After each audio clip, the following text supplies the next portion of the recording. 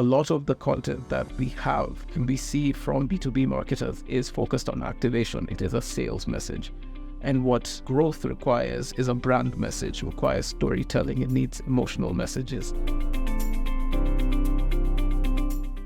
I want to talk about what B2B marketers can learn from B2C marketers. I specifically want to focus on one fundamental shift in the marketing funnel and what the implication of that shift will be.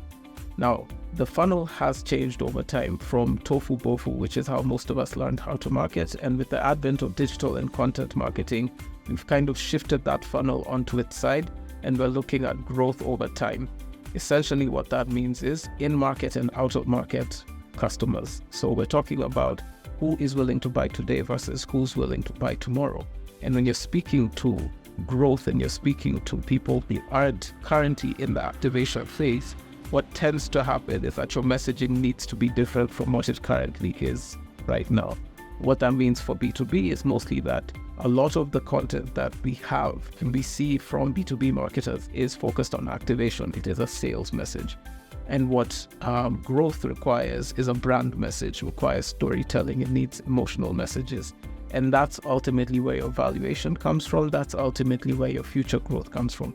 More fundamentally, what this means is that if you look at the funnel horizontally rather than vertically, it means that you have more potential in future than you have currently, which is true, especially in the age of digital where you can not just target, but you can also grow your target. And especially in B2B where you have customers who are recurring, but they're recurring over longer periods of time.